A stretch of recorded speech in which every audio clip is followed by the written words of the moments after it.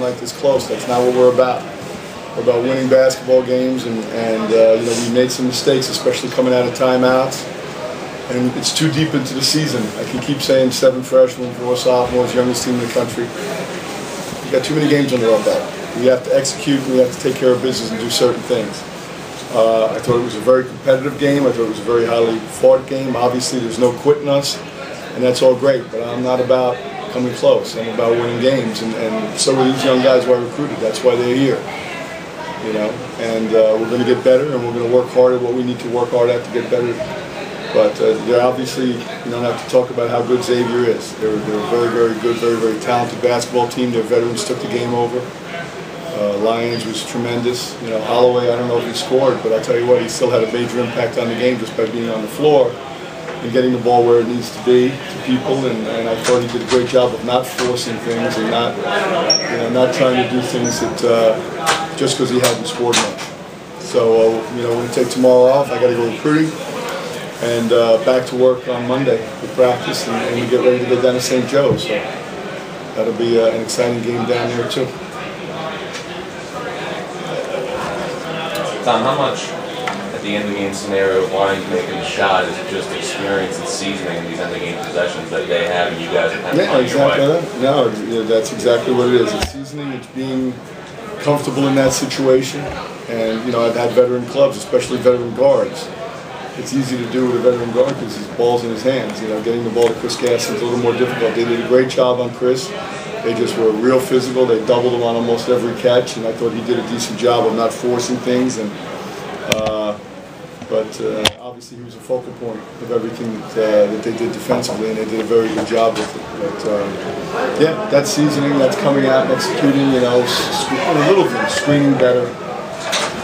Reading the screen, seeing what's taken away from you.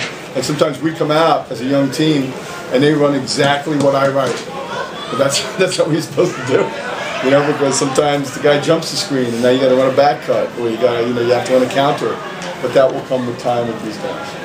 Coach, it seemed like a lot of outside shots today. It's hard to get the ball in the paint. Are you satisfied with taking all those outside shots? Well, no. I mean, I don't want to, but I mean, you know, we've had games where we taken a lot more threes than we did tonight. I mean, we didn't. What did we shoot? 22 threes? Oh, no, that was free throws. 13. I mean, that's for us. That's first half numbers most nights. So I don't think we shot a ton of them. I thought we drove the ball well in the second half. We didn't contain the ball well in our zone in the first half, and that got us into trouble. But in the second half, we did a good job of driving the basketball and got them in a little bit of foul trouble, and that softened them up on the perimeter. You know, they really come after you defensively, so they get up in your grill. And as a young team, we were still trying to run offense. When teams do that, you just got to drive the basketball. Forget about the play, drive the ball, and soften up the defense that way. And we did a better job of that in the second half. Coach, 2 straight A-10 losses. They're very close games. What can you take from this, even though you said you're about winning? How do you keep these guys, these young players, keep their heads up after 2 games? Yeah, we're a long way from these guys having their heads down, you know. We're coming to practice and we're going to work our tails off, and they won't have time to feel sorry for themselves, or they'll be too tired to feel sorry for themselves. So I'm not worried at all about that. We're going to watch film as we always do. You know, we don't treat, you know, we have a system. And whether we win or we lose, we have the same routine the next time we get together. We're going to watch film, we're going to watch all the good things we did, we're going to watch some of the things we did poorly we can do better, and that's how we're going to learn from it. And, you know, and then we're going to move forward. How big has Bristol's evolution as a shot blocker been for your perimeter defense as they can attack more? Yeah, it's very helpful. Obviously, his timing has been great, and we just got to get him consistent. You know, I've always said you're as good as your seniors, and him and Alberto are our 2 seniors. Obviously, Ryan Age, who doesn't play but is one of the captains as a walk-on. But Bristol's he's an exceptional shot blocker. You know, he has great timing, and then you know, we got to do the old Bill Russell. I'm showing my age, but keep it in place sometimes so we can go the other way. You know, we had a big block, and then the ball went out of bounds, and they got the ball back. So, but he's helpful. He allows us to do some things defensively because he's there behind us. Brandon, it seemed like in the second half, when Gaston couldn't get the ball, it seemed like you kind of took over, driving to the basket, getting some big shots. Do you just feel like you had to step up and take over? Yeah, I just feel like I mean, they were doubling a lot on Chris, so I feel like I could just drive to the basket more. And 2 and Mark, they was in foul trouble there. I think Mark had 4 fouls, so I think I should have just attacked him and see, like, if he stepped up or not. But when I was driving, most of the time he was just moving away from me, so he wouldn't get the foul. So I just feel like I should attack more. And then if somebody stepped up to me, then that was my time to pass to Chris and Curry. It seemed like you guys were both teams were talking back to each other. Is it when someone says something, you just try to back off, or a lot of trash talking today? I mean, it was a very intense game. I felt like both teams took it the way it should be. I mean, I don't think it was any type of way like throwing fist punches or anything like that. I felt like it was just a very intense game and that both teams handled it well. Bryan, what kind of Coach, I think you saw a better version of Xavier than they showed up against the Saddle when you watched the tape. Is there anything that you saw that they maybe fixed or kind of Well, yeah, I think that, you know, it's when you lose people from your rotation like they did after the problem they had, it messes with your chemistry a little bit, you know, your mojo, so to speak. But I mean, they're back on track, and look, I knew we were going to have our hands full. Them going down and not winning at LaSalle, I explained to the team. Hey, I told them, you know, 2 years ago they beat Fordham 108 to 52. So I said to this team, you know, that doesn't happen. We can't allow that to happen on our watch. We're going to go out and we're going to compete and go after them. And if fear motivates you, I said you should be really motivated because they'll put 50 on you if you let them. And I think that they're getting better all the time. They're going to be back in the top 25. This league is tremendous with them and Temple and St. Louis and St. Joe's playing very well. And you know, as the year progresses, I wouldn't be shocked for this team in the conference to have 6 people in the top 50 in the country. Coach, you were talking about NBA type schedule, the scheduling with Tuesday, Thursday, and Saturday. Were they tired, or was it just poor execution? No, I don't think it was either. I mean, you know, poor execution coming out of timeouts a little bit late in the game, but I mean, you know, we're not a great shooting team anyway. We shot 37%. I think they're a big physical rebounding team. They did a good job of really focusing on Chris and him only having 7 rebounds. He's averaging, you know, 11 almost. So. Maybe we're a little tired, but I didn't see that. I don't think we played like a tired team. We're going to take tomorrow off and go Monday, Tuesday, play Wednesday, and then we'll, you know, take Thursday, maybe take Saturday, you know, kind of break it up because we do have a full week until we get Rhode Island back in here. And then the students are back, and I'm excited about that. The 3 crowds we've had have been tremendous, and now we're going to add, you know, hopefully 700-800 students to that mix. And it's just great to see this college basketball environment, not only for Fordham, but for New York. I think it's cool. Bryan, have you seen a change ever since the Harvard game of the way teams are playing you on the perimeter and defending against you, throwing more double teams at you and things like that? Not necessarily double teams, but they're like more vocal. If I'm opening a 3, they talk more. That's about it. Coach, when you look at free throws, is that one thing that you kind of want to work on? Yeah, we had some opportunities. Yeah, we sure did. Fatty shoots 2 for 7. You know, it's unacceptable. The other night he shot 10 for 11. But that's the inconsistency of freshmen. You know what I mean?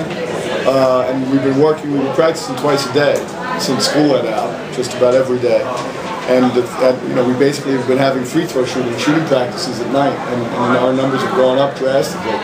But today was a disappointment. You know, I mean, you know, you look at that, at 13 for 22. There's the basketball game. We did a good job not turning the ball over, which was a concern of mine against them having only 9 turnovers. You know, we have game goals less than 14 turnovers. Hold the opponent under 40%. We didn't do that. They shot 41. No opponent scores 20. Lions got 20. You know, making more free throws than opponents attempted. We obviously didn't do that. But you know, there's some work to be done. Well, obviously, it also shows you getting to the line.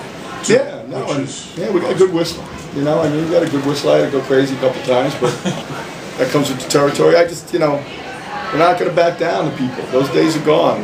You know, I mean, I don't want people to ever come in here, and the officials are human, come in this gym and have a, you know, figure, hey, look, I've been here before, I know how it goes here. That's not the way it is, and it's because of these guys and the guys down in that locker room.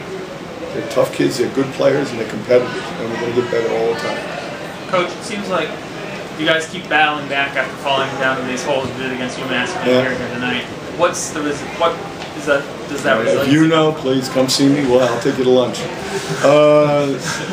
You know, I just think it's our lack of 40 minutes of total intensity, and that comes from inexperience and inexperience on how to win games too. Even our veterans don't know how to win. You know, they're learning how to win, and that's all part of the process and of building a program. Brandon, you've been playing like point guard over the past few games. When Fatty goes out, do you like playing in that role, or would you rather play off ball instead? I mean, I like playing in the role. I feel like when I'm at the point guard position, I can get more people involved and not really always having to score. I beat Bryan Smith or Chris and things like that when I'm coming off screens.